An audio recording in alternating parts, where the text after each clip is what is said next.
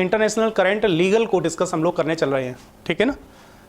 तो कुछ क्वेश्चंस यहाँ डिस्कस करेंगे। मैं ये नहीं कह रहा हूँ कि ये आपके लिए सफिशिएंट है, इसके अलावा हो सकता है इससे भी बहुत कुछ छूट गया हो सकता है इससे क्वेश्चन आपके फंस जाएँ और हो सकता है ना फंसें।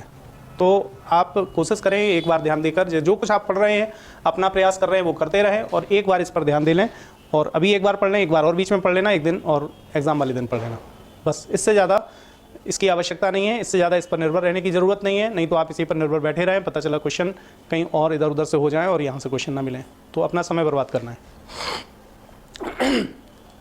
पहला यहाँ पर क्वेश्चन आपको दिया गया है, who is the author of the book human right and terrorism in India. Human right and terrorism in India एक पुस्तक है, उसके जो लेखक हैं वो कौन हैं? आंसर आपका है सुब्रमण्यम स्वामी, ठीक है ना। तो पूरा क्वेश्चन नोट करने की ज़रूरत नहीं है। Writer of human rights and terrorism in India dash करके लिख लीजिए सुब्रमण्यम स्वामी, ठीक है ना। आगे बढ़ेंगे, सुब्रमण्यम स्वामी यहाँ पर आपने नोट कर लिया है।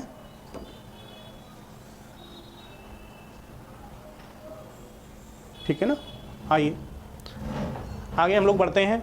नेक्स्ट क्वेश्चन हमारा यहाँ पर है, किन देशों के साथ अमेरिका ने हिंद प्रशांत के लिए एक नई त्रिपक्षीय सुरक्षा साझेदारी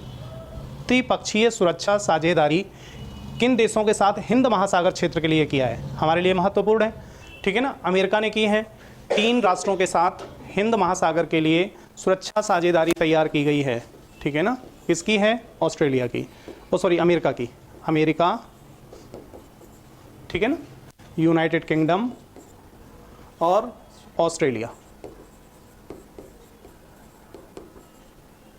ये 3 राष्ट्र 18 महीने की कार्रवाई यहाँ पर है, 18 महीने के लिए 18 month trilateral efforts to help Australia acquires nuclear powered submarines, ठीक है ना। तो ऑस्ट्रेलिया की सुरक्षा करने के लिए हिंद महासागर क्षेत्र में भागीदारी इन लोगों ने की है, ठीक है। बीच में आप लोगों को पता चला होगा ऑस्ट्रेलिया से कुछ डिस्प्यूट्स क्रिएट हुए थे, तो उस वजह से, ठीक है ना। तो ये क्वेश्चंस आप ध्यान रखिएगा। ये मैं 2021 की चर्चा कर रहा हूँ, अभी 2022 में मेरी एंट्री नहीं है।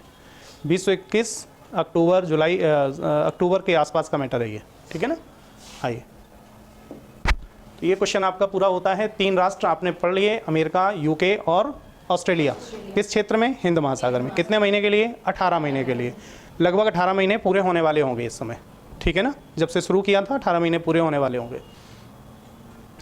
आइए, अंतर्राष्ट्रीय समान वेतन दिवस 18 सितंबर को मनाया जाता है। अंतर्राष्ट्रीय समान वेतन दिवस, इंटरनेशनल इक्वल पे डे, ठीक है ना, इक्वलिटी के संदर्भ में है। ये 18 सितंबर को मनाया जाता है, और ये अनुमान है, जो आपको ध्यान यहाँ पर रखना है, ये अनुमान है कि जो वेतन का अंतर, लिंग आधारित वेतन का अंतर है, वैश्विक लिंग वेतन अंतर 23% है, ठीक है ना। ग्लोबल सेक्स पे डिफरेंस जो है वो 23% का अनुमान है, ठीक है ना।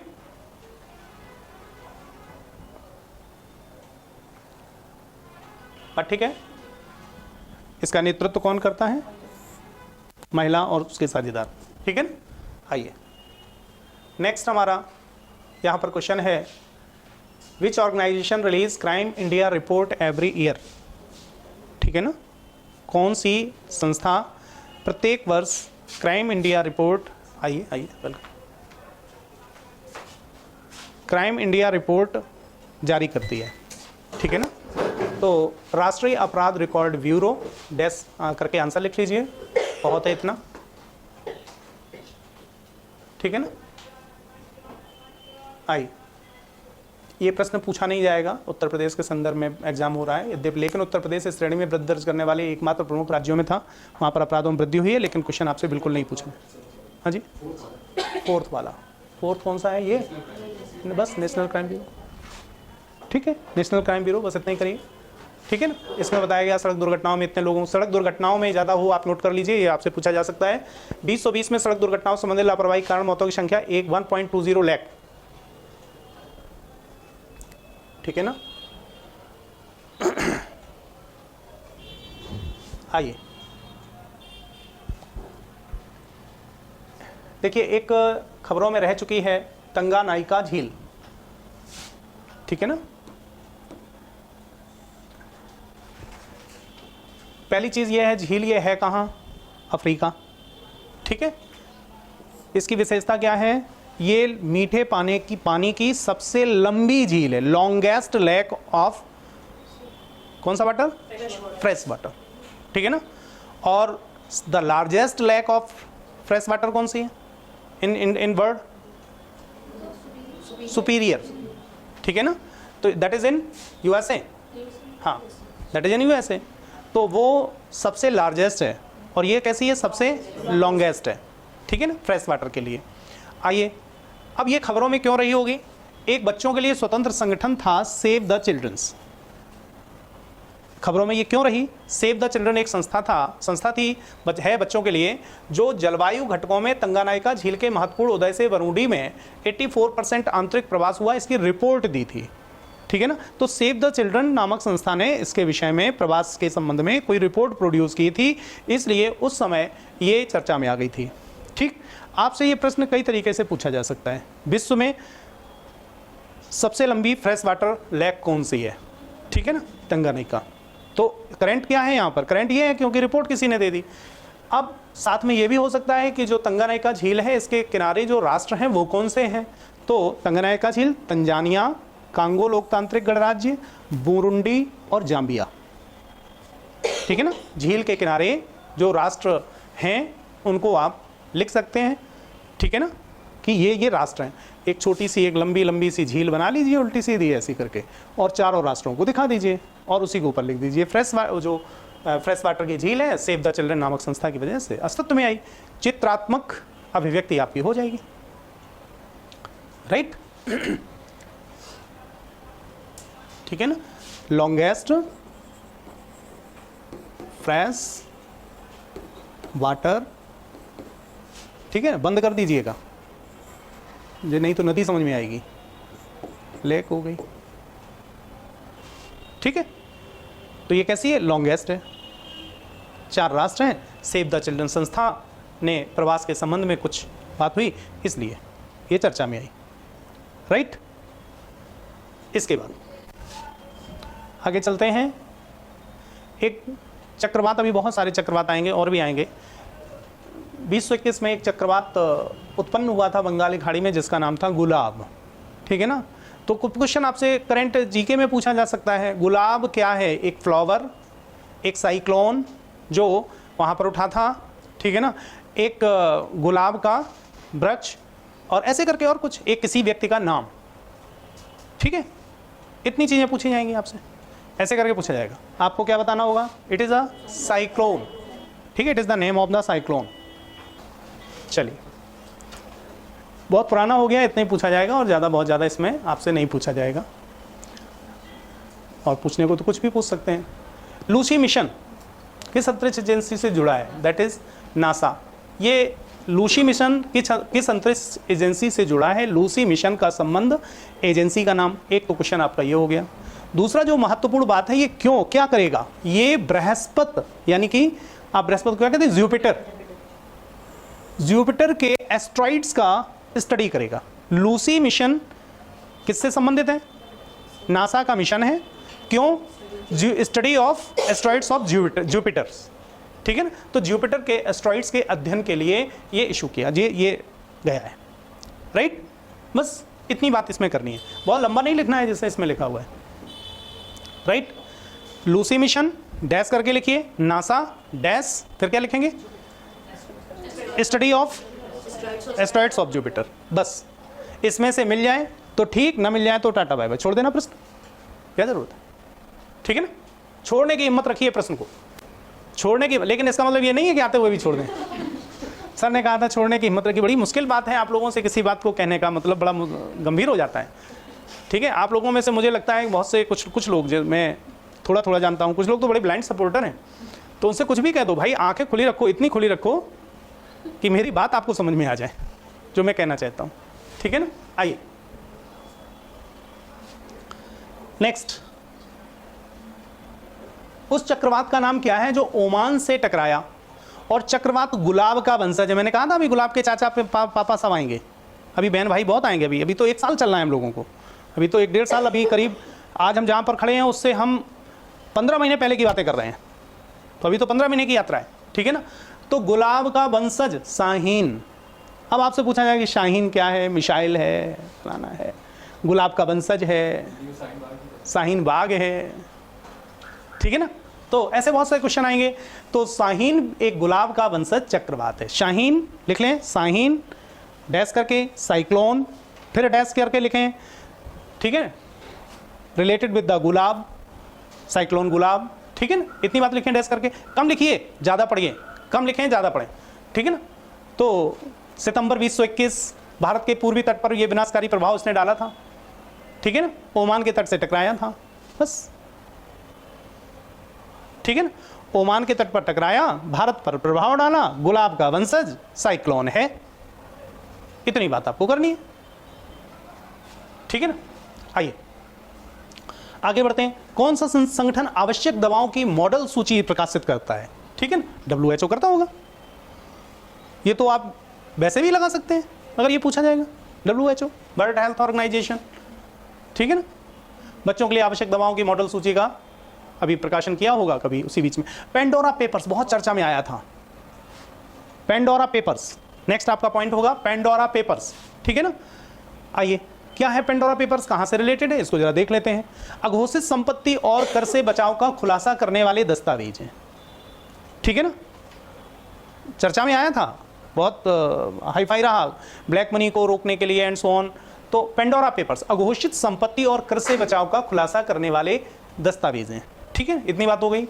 अब ये क्या है कि दुनिया भर के प्रसिद्ध हस्तियों से छिपी हुई संपत्ति का कर से बचाव से मनी लॉन्ड्रिंग पर दस्तावेज है, ठीक है। पेंडोरा क्या है, दूसरा आप लिख सकते हैं related with the money laundering, ठीक है ना, मनी लॉन्ड्रिंग, ठीक है। और शेष इसमें बहुत है, इससे ज़्यादा उसकी ज़रूरत नहीं है, ठीक है ना।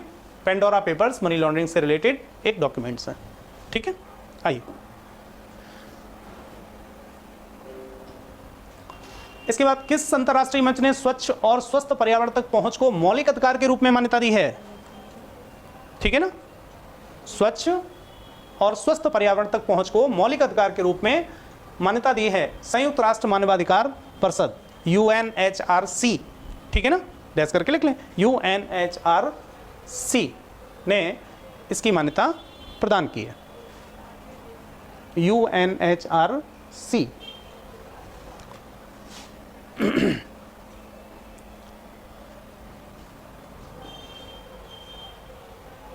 विश्व स्वास्थ्य देखिए किस संस्थान ने scientific advisory group of organisation origin on novel pathogens SAGO का गठन किया। सागो सबसे पहले लिखें, सागो डैश करके लिखें, उसमें पोस्ट में लिखें सागो है क्या, scientific advisory group for the origin on development on novel pathogens pathogens, ठीक है ना। किसने बनाया, WHO, ठीक है, डैश करके लिख लेंगे WHO, फिर एक डैश लगे लिखाएं, डैश करके कर लें रिलेटेड विथ कोविड-19,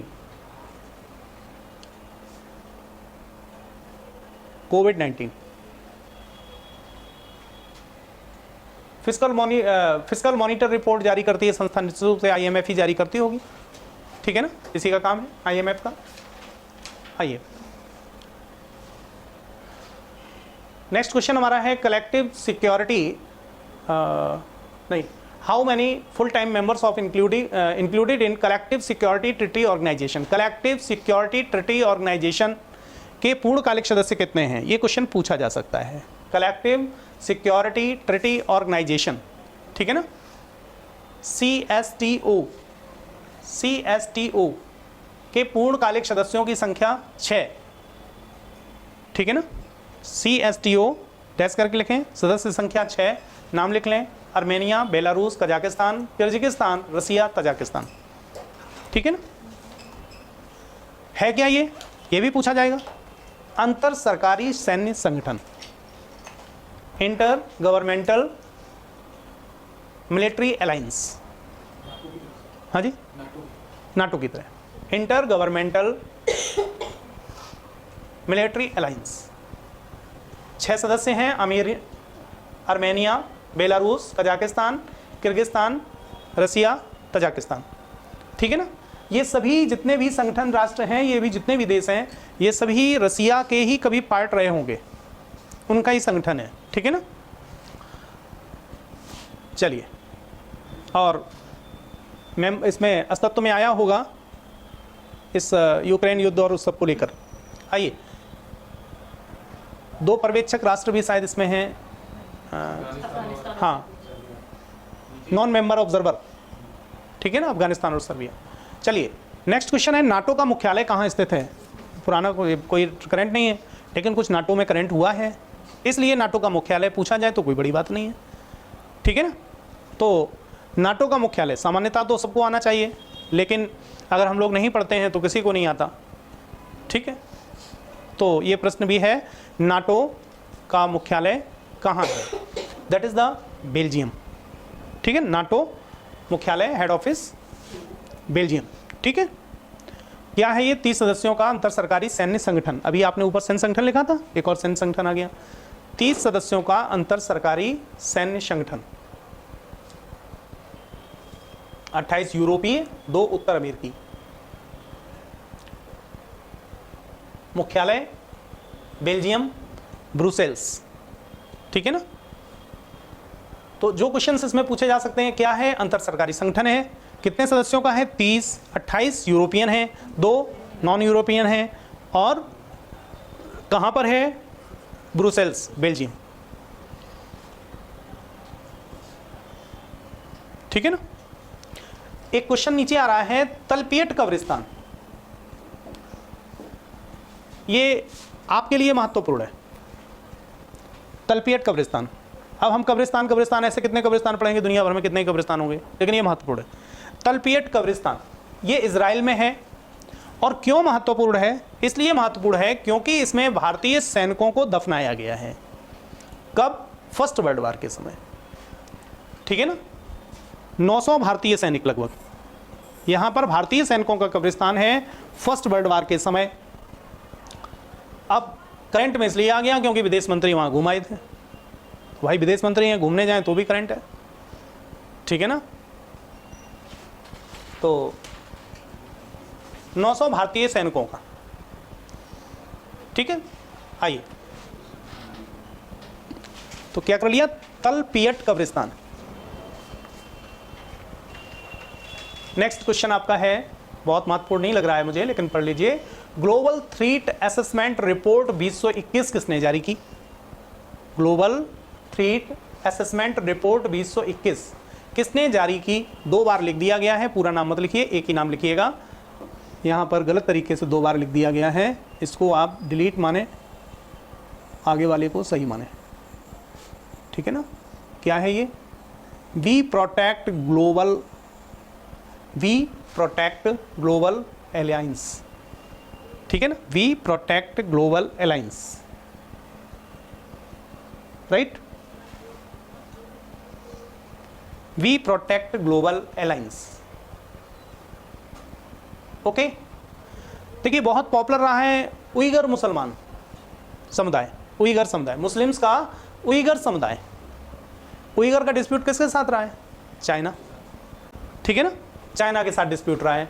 तो ये क्वेश्चंस आपसे मुस्लिम उइगर समुदाय का क्वेश्चन आ सकता है। सुनिश्चित करने के लिए 43 अन्य देशों द्वारा संयुक्त राष्ट्र में किस देश का आह्वान किया गया? किस देश के विरुद्ध, ठीक है ना, कुछ प्रस्ताव पारित किया गया हो, दैट इज द चाइना। किसने पारित किया? यूएनओ ने। किसके लिए पारित किया? उइगर मुसलमान के लिए, ठीक है ना। इनका संबंध कहां से है? चाइना से, ठीक है ना। उइगर मुस्लिम्स, चाइना, यूएनओ ने प्रस्ताव पारित किया, ठीक है। बस इतनी बात यहां पर है, ठीक है। अब ये क्वेश्चन ठीक नहीं है, गलत है क्वेश्चन। ऐसे पूछेंगे तो फिर पूछ चुके। 2050 तक नेट जीरो के लिए सैद्धांतिक समर्थन दिया ऑस्ट्रेलिया ने, ठीक है ना। नेट जीरो, जो नेट जीरो का मतलब क्या है? कार्बन उत्सर्जन का 0 स्तर पर पहुंच जाना। इसका आश्वासन ऑस्ट्रेलिया ने दिया है। पता नहीं ऐसे आश्वासन रोज लोग देते हैं, नेताओं जैसे आश्वासन है अंतर्राष्ट्रीय जगत के भी, ये क्या पूरे कर पाएंगे? अब समस्या इस बात की है कि ध्यान रखिएगा कि ग्लोबल वार्मिंग का बहुत बड़ा खतरा है हमारे सामने, इसलिए इस टाइप की चीज़ें बहुत ज़्यादा आती रहती हैं। तो खैर 2050 तक कहा है कि हम शून्य शुद्ध कार्बन उत्सर्जन का लक्ष्य हम रख रहे हैं, हम कर देंगे। भारत भी कह रहा है हम भी कर देंगे, ठीक है। इसने अपना शायद 2070, अभी सर चर्चा कर रहे थे 2070 हाँ, हम कहाँ बात कर रहे थे? संयुक्त राष्ट्र निरस्त्रीकरण सप्ताह प्रतिवर्ष किस महीने में मनाया जाता है? ठीक है ना, अक्टूबर माह। संयुक्त राष्ट्र दिवस भी इसी माह में होता होगा, ठीक है ना। तो disarmament day, UN disarmament day week अक्टूबर में मनाया जाएगा। कोई इसमें बहुत बड़ा विषय नहीं है, आप अपने इसको कॉमन सेंस से भी कर सकते थे। 1952 से ये कार्य कंटिन्यूअस है, ठीक है ना। आइए, 24 अक्टूबर से शुरू हो जाता है, ठीक है, 24 अक्टूबर से 30 अक्टूबर के बीच में, ठीक। तो ये कोई लिखने का विषय नहीं है, ये तो आप नॉर्मल से ही कर सकते हैं, ठीक है। मस्तिष्क में पड़ा रहेगा तो काम हो जाएगा इससे। आइए, किस देश ने वेल्थ टैक्स का प्रस्ताव रखा है? अमेरिका, ठीक है। वेल्थ टैक्स का प्रस्ताव, proposal of wealth tax dash America, ठीक है। धनी अमेरिकियों की आय पर अधिक पारंपरिक प्रस्तावित दरों पर बढ़ोतरी घोषणा की है। यह नया कर उन लोगों पर लागू है जिनके पास $1 अरब से अधिक की संपत्ति या $100 मिलियन की आय लगातार 3 वर्षों के लिए है, ठीक है ना। तो ज़्यादा धन कमाना भी बुरा है, सरकार सब ले लेती है, तो इसलिए लिमिटेड कमाइए, ज़्यादा सरकार को ना देना पड़े, आराम से अपनी इच्छाओं की पूर्ति होती रहे, बस बहुत है, ठीक है ना। जितना बढ़ेगा, अभी आपने टैक्स आ गया है, बजट आ गया, उसमें कह दिया सरकार ने 7 लाख तक कोई टैक्स नहीं, घुमा दिया है, बहुत घुमाया है। 3 लाख की बात से 3 लाख से 6 लाख तक 5% दे रहा है। तो फिर ये क्यों कह रहे हैं 7 लाख तक कोई टैक्स नहीं? रेटिंग दिखा रहे हैं, किसी लोगों को ये कुछ हुआ है, ठीक है ना। तो चलिए 7 लाख तक, फिर वो आप चार्टेड अकाउंट से मिलना पड़ेगा, आप 2-4 हज़ार रुपये उसको दीजिए तो वो बचा देगा आपको 7 लाख तक, ठीक है ना। तो सीए क्या करे? सीए के भी तो सीए के पास लोग जाना बंद कर देंगे, तो उसको भी तो रोजी रोटी का साधन देना है, ठीक है ना। तो उसमें बच जाएंगे, तो 7 लाख तक। फिर उसके बाद 7% कितना, 10%, 7 के ऊपर 10%, फिर उसके बाद 12 है, नहीं 12-15 कम हो गया, देखिएगा कुछ शायद कुछ चेंज हुआ है, 15, ठीक है ना। 43-39 किया है सर, वो जो इंडस्ट्री अंतिम 30% है। हाँ, चलिए अब बताइए, ज़्यादा पैसा आपने कमा लिया, मान लो 40 लाख रुपया कमा लिया, 30% सरकार को दो, 12 लाख सरकार के, आपके कितने हुए? ठीक है ना। चलिए, हाँ, और क्या है अब आगे? डिजिटल विश्व 21 अक्टूबर ग्लोबल स्नैपशॉट के अनुसार दुनिया की कितने प्रतिशत आबादी मोबाइल फ़ोन का उपयोग करती है? ये सब नहीं पूछा जाएगा, 65%। ये क्यों पूछेंगे? ऐसे तो क्वेश्चन हो गए। 65% करती है, छोड़िए, ये तो गलत आंसर दे दिया। ये अच्छा क्वेश्चन है। आइए, कन्नड़, आपको पता होना चाहिए, कन्नड़ एक ऐसी भाषा है जिसका इतिहास सबसे पुराना है अब तक की भाषाओं में, ठीक है ना। अमेरिका राज्य का जो जॉर्जिया है ने किस भारतीय भाषा को राज्योत्सव दिवस के रूप में मनाया? कन्नड़ को, ठीक है ना। राज्योत्सव, ज़्यादा कन्नड़, जो केरला के लोग ज़्यादा वहाँ होंगे, तो कन्नड़ भाषा का राज्योत्सव दिवस के रूप में मनाया गया। भारतीय भाषा है, यह सबसे लंबी अवधि, इसका साहित्य सबसे ज़्यादा समृद्ध है, ठीक है ना। साहित्य और शिलालेख 450 ईसा पूर्व के हैं इसके, तो 450 ईसा पूर्व। हिंदी अभी बिल्कुल नई है इसके सामने, ठीक है ना। तो पुरानी भाषा है जो अब तक जीवित है, कन्नड़। ये पूछा जा सकता है, चाहे जिस रूप में पूछा है। ये नहीं पूछेंगे कि किस अमेरिकन राज्य ने मनाया, ठीक है। पूछ सकते हैं कि सबसे ज़्यादा पुरानी भाषा इसमें से कौन सी है? हिंदी, संस्कृत, कन्नड़, तमिल, तेलुगु, ऐसे लिखा रहेगा, ठीक है ना। आइए, कौन सा देश टीकाकरण को बढ़ावा देने के लिए हर घर दस्तक अभियान, ये तो भारत ही कर रहा है, ठीक है। ये वैक्सीनेशन में तो भारत नंबर 1 है, ठीक है ना। हर घर दस्तक अभियान भारत, कोविड-19 से के संबंध में, ठीक है ना। एक तो इसमें भारत में इस क्षेत्र में काम कर रहा है, दूसरा टीबी का रोग जो है वो खत्म करने के क्षेत्र में भी काम कर रहा है। आइए, AY4.2 कोरोना वायरस का वंशज है, पुत्र पुत्री होंगे उनके कोई, ठीक है ना। किसके? कोरोना के। AY4.2 कौन है जानते हैं आप लोग? आप तुरंत कहिए, कोरोना का वंशज, ठीक है ना। सन एंड डॉटर ऑफ कोरोना, वंशज ऐसे ही तो होते ना। वंशज में कौन आते हैं? पूर्वज नहीं कह रहा हूं, हाँ, नीचे वाले हैं ये, सन एंड डॉटर, नाती इत्यादि ऑफ कोरोना। अब इनका कोई बच्चा अच्छा पैदा होगा तो फिर वो भी कोरोना के ही वंशज कहलाएंगे, हाँ जी, पूरे परिवार, ठीक है। आइए, किस संगठन ने सस्टेनेबल अर्बन कूलिंग हैंडबुक शीर्षक से एक रिपोर्ट जारी की? UNEP, sustainable urban cooling handbook report, UNEP संयुक्त राष्ट्र पर्यावरण कार्यक्रम, सस्टेनेबल अर्बन कूलिंग हैंडबुक। ठीक है ना। क्यों ये कूलिंग हैंडबुक जारी करनी पड़ी? ड्यू टू ग्लोबल वार्मिंग, इसीलिए ये इशू महत्वपूर्ण है, ग्लोबल वार्मिंग। ठीक है ना।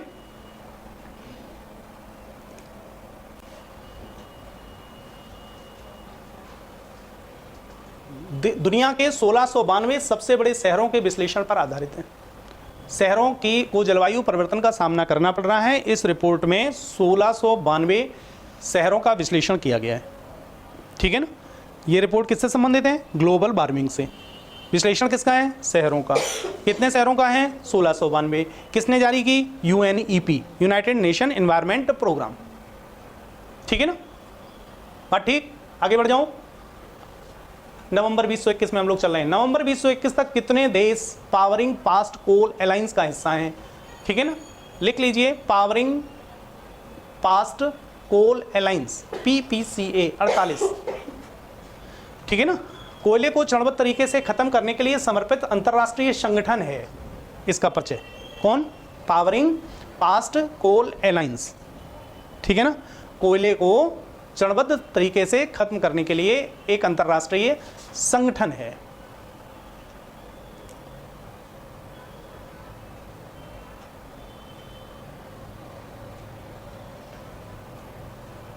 ठीक है ना। अब इस संगठन में किसको सम्मिलित नहीं होना चाहिए था? भारत को। नहीं हुआ। चीन, भारत, अमेरिका, इसमें भागीदारी नहीं की उन्होंने। क्यों? क्योंकि भागीदारी करेंगे तो आप हमसे भी कहोगे कोयला को खत्म करो, अभी हम अपने आप को डेवलप कर नहीं पाए हैं और कोयला खत्म करने की बात कर रहे हो। ठीक है ना। तो इसलिए ये लोग सम्मिलित नहीं हुए, किसी उस पर सिग्नेचर पर कोई भी हस्ताक्षर नहीं करने जा रहे हैं। तो भारत, अमेरिका, तो भारत से जुड़ा हुआ है। PPCA पूछ सकते हैं आपसे। ठीक है ना। तो PPCA कोयले को समाप्त करने के लिए है। कोयले से जो उत्पन्न होने वाली ऊर्जा है उसको समाप्त करने के लिए है। 48 देशों का संगठन है। ठीक है ना।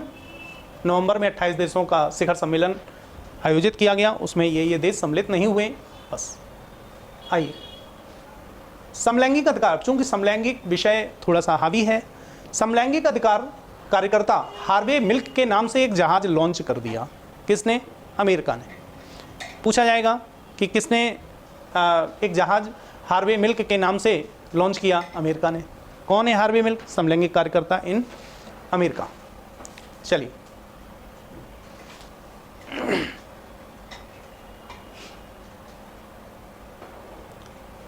संसदीय मैत्री संघ का गठन भारत ने किस देश के साथ किया? श्रीलंका। संसदीय मैत्री संघ, संसदीय मैत्री संघ का गठन भारत ने किस राष्ट्र के साथ किया? आंसर है आपका श्रीलंका।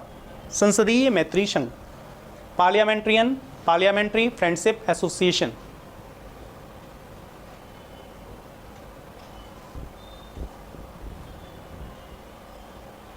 ठीक है ना। आइए, संयुक्त राष्ट्र शांति रक्षा प्रमुख ने किस महाद्वीप में स्थित साहेल क्षेत्र में संकट के बारे में चेतावनी दी थी? साहेल क्षेत्र, अफ्रीका। साहेल क्षेत्र का संबंध अफ्रीका से है। लिख लीजिए, साहेल क्षेत्र, Sahel region related with Africa.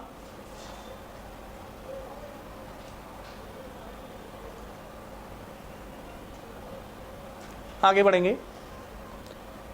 सूखे के आकलन के लिए, सूखे के अनुकूलन के लिए क्षेत्रीय कार्य योजना का संबंध आसियान से है।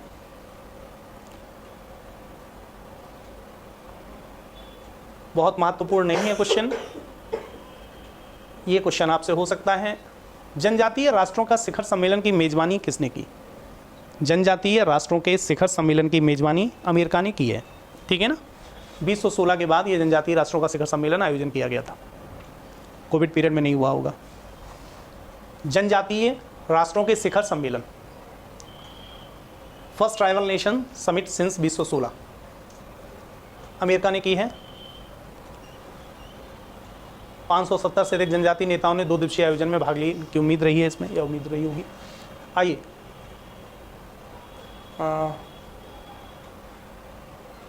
बहुत महत्वपूर्ण नहीं है बैरिन का, छोड़िए। ये क्वेश्चन आता है आपका संयुक्त राष्ट्र महासभा के हालिया प्रस्ताव के अनुसार बांग्लादेश और नेपाल की नई श्रेणी क्या है? ठीक है ना, नई श्रेणी क्या है कि बांग्लादेश और नेपाल को विकासशील राष्ट्र घोषित किया है किसने? ठीक है, तो एक राष्ट्र होते हैं विकसित राष्ट्र, एक हो गया विकासशील राष्ट्र। भारत कैसा राष्ट्र है? विकासशील राष्ट्र है। ठीक है ना, तो चाइना कैसा है? पक्का डेवलपिंग है कि विकासशील है? पक्का? हाँ जी, 100% तो नहीं क्लियर है लेकिन चलिए जो ये एशिया महाद्वीप है, इस तरफ का जो क्षेत्र है, इसमें जापान और सिंगापुर, सिर्फ ये सिंगापुर भी उस कैटेगरी में आ गया है और जापान, इसके अलावा कोई भी कंट्री डेवलपिंग नहीं है, वो सॉरी डेवलप्ड कंट्री नहीं है, ऑल आर द डेवलपिंग। ठीक है ना, आप लोगों को, मुझे लगता था कि आपको कन्फ्यूज़न होगा, मैंने लिस्ट निकलवाई है, मेरे पास पूरी लिस्ट है। एशिया,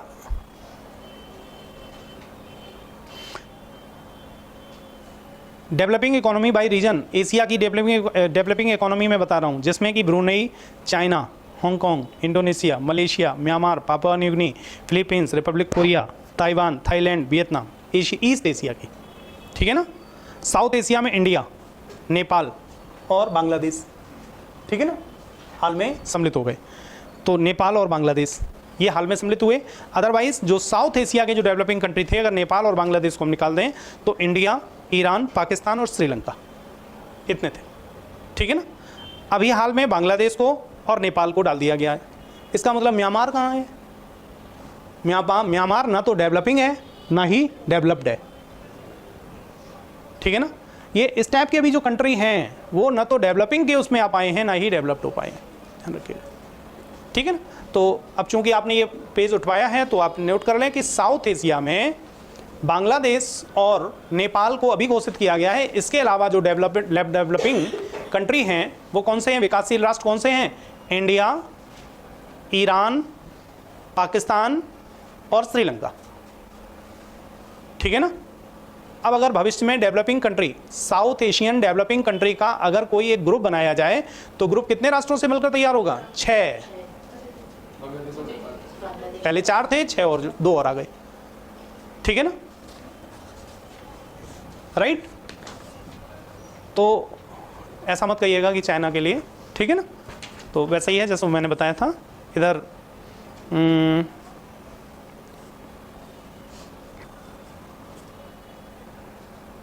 ठीक है, बहुत लंबी लिस्ट है, इस लिस्ट को नहीं देखना है हमें। जो उसके G7 के देश हैं वो ऑल आर द डेवलपिंग। ठीक है, जैसे कि Canada, Japan, France, Germany, Italy, United kingdom, United states. ठीक है, ये डेवलपिंग है। ध्यान रखिए कि डेवलपिंग कंट्री और डेवलप्ड कंट्री, इस सब में बड़े कन्फ्यूज़न होते हैं। सर से कभी किसी दिन पूछेगा तो बताएंगे। ये वो कंट्री डेवलपिंग कंट्री के होते हैं, डेवलपिंग कंट्री हैं जो अपने संसाधनों का दोहन कर रहे हैं, शुरू कर दिया है, और जो अपने संसाधन का दोहन करने की उनके पास टेक्नोलॉजी ही नहीं है, वो पिछड़े कंट्री हैं, वो थर्ड वर्ल्ड के कंट्री हैं। ठीक है ना, बिल्कुल अभी वो कुछ नहीं कर रहे हैं, वो विश्व में उसमें है ही नहीं। जो कंट्रीज़ अपने संसाधनों का दोहन करना शुरू कर देते हैं, तो एक फैक्टर है संसाधन का दोहन। ठीक है, और भी कुछ फैक्टर्स हैं, डेवलपमेंट भी फैक्टर है। तो जो कंट्री संसाधनों का दोहन करना शुरू कर देते हैं वो कंट्री डेवलपिंग कंट्री में सम्मिलित हो जाते हैं। वो और डेवलप्ड कंट्री कौन है? जो अपने संसाधनों का पूर्ण रूप से दोहन कर रहे हैं, कंप्लीटली दोहन कर रहे हैं, तो वो कैसे कंट्री हो गए? डेवलप्ड। ठीक है, उनके पास सारी टेक्नोलॉजी डेवलप है, अपने संसाधनों का दोहन करने के लिए वो सक्षम है, खुद अपने हिसाब से कर रहे हैं, तो वो डेवलप्ड कंट्री कहलाते हैं। ठीक है ना, तो एक हमने फैक्टर आपको संसाधन का बताया है, इसके अलावा भी बहुत सारे फैक्टर्स हैं, तो इस पर एक डिस्कशन लंबा हो सकता है। ठीक है ना, तो यहाँ पर आपके साउथ एशिया में कितने हो गए? 6। ठीक है, ये प्रश्न आपसे बिल्कुल पूछा जा सकता है, साउथ एशिया के डेवलप्ड कंट्री निम्नलिखित में से, डेवलपिंग कंट्री निम्नलिखित में से कौन से नहीं हैं या कौन नहीं है? ठीक है ना, आइए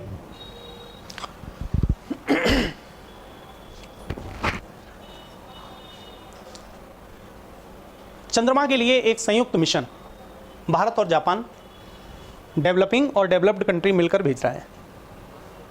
ठीक है ना, भारत और Japan, LUPEX, lunar polar exploration mission, lunar, lunar माने चंद्रमा, पोलर उसके पोल पर, एक्सप्लोरेशन मिशन पोल का अध्ययन करेगा, चंद्रमा के पोल का अध्ययन करेगा, ठीक है ना। अभी तक चंद्रमा के पोल का अध्ययन भारत ने नहीं किया है, ठीक है। तो पोल का समझते हैं ना, पोल तो सभी लोग समझ रहे होंगे, जैसे ये चंद्रमा ये है तो ये पोल इसके होंगे जैसे, ठीक है ना। अभी तक यहाँ पर हम लोगों के स्पेस उतरते रहे होंगे, एक साइड जो चमकीला साइड होता था उधर उतरते रहते हैं, अंधेरे डार्क साइड में तो अभी नहीं, ठीक है ना। तो इनका अध्ययन करने के लिए, ठीक है, पोल जिस पर ये घूम रहा होता है, ठीक है ना। जैसे पृथ्वी का है नॉर्थ पोल साउथ पोल, तो क्या है ये ल्यूपैक्स, ठीक है ना, लूनर पोलर एक्सप्लोरेशन मिशन, ठीक है ना। आइए, ये भारत और जापान का है, ठीक है। आइए सोफा जरा देखिए कहाँ है, सोफा 2021 आपके घरों में भी होगा ना, घरों में सभी के घरों में होगा तो मुझे लगता है, ठीक है। चलिए, sofa the state of food and agriculture 2021, ठीक है ना। ये जो खाद्य और कृषि संगठन है उसके द्वारा रिपोर्ट जारी की जाती है, खाद्य FAO की रिपोर्ट है, कोई बहुत बड़ा विषय नहीं है। आइए, अंगदान करने में भारत का स्थान तीसरा है, अंगदान करने में भारत का स्थान तीसरा है, थर्ड प्लेस। अंगदान में भारत थर्ड प्लेस पर है। चलिए, बहुत पूछा नहीं जाएगा ये अंगदान, ये पूछा जा सकता है। नेक्स्ट जो क्वेश्चन आ रहा है, नहीं नेक्स्ट के बाद जो नेक्स्ट क्वेश्चन आ रहा है वो, हाँ नहीं ठीक यही क्वेश्चन है। निजामुद्दीन बस्ती नई दिल्ली में है, निजामुद्दीन बस्ती नई दिल्ली में है। यूनेस्को, आई थिंक यूनेस्को ही होगा, इसके संरक्षण का प्रयास कर रहा है। ये सबसे पुरानी बस्ती दिल्ली की कही जाती है, ठीक है ना। ये दिल्ली की सबसे पुरानी बस्ती है, इसके संरक्षण का प्रयास यूनेस्को ने इसके लिए कुछ कदम उठाए हुए हैं, ठीक है ना। हुमायूं का मकबरा हज़रत निजामुद्दीन बस्ती के में ही है, निजामुद्दीन क्षेत्र में हुमायूं का मकबरा, और ठीक है ना, ये सब वहीं पर पाए जाते हैं, राइट। तो निजामुद्दीन बस्ती। आइए, मिन्स्क समझौता बिल्कुल पूछा जा सकता है। जब यूक्रेन पर अटैक करने के लिए रूस अटैक करना चाहता था, अभी अटैक हुआ नहीं है, अभी हम लोग अटैक पे पहुंचे नहीं हैं, जब अटैक करना चाहता था तो अमेरिका ने कहा था कि रूस को मिन्स्क समझौते को फॉलो करना चाहिए, पालन करना चाहिए, ठीक है ना। तो इसका मतलब आपको इतनी बात तो समझ में आ गई कि मिन्स्क समझौता रूस और यूक्रेन के बीच में है। इसमें कौन कौन लोग सम्मिलित हैं? रूस में कुछ विद्रोही थे जो रूस में थे, तो रूस उनका सपोर्ट कर रहा होगा, ठीक है ना। उनके साथ विद्रोही रूस और यूक्रेन और एक दो कंट्री होंगे, उनके साथ मिलकर ये समझौता किया गया था। अमेरिका का कहना है कि रूस ने इस समझौते का उल्लंघन किया है अटैक करके, ठीक है, धमकी दी थी, उसने कहा था कि आप इस समझौते को फॉलो करें। तो आगे भी जब कभी भी रूस का हिसाब किताब यूक्रेन के संदर्भ में होगा तो मिन्स्क समझौता सामने आएगा, ठीक है ना। तो मिन्स्क जो आपका क्या है एग्रीमेंट, मिन्स्क एग्रीमेंट, ठीक है, 2015 में हुआ था, ठीक है। किसमें हुआ था? मिन्स्क एग्रीमेंट 2015 में हुआ था।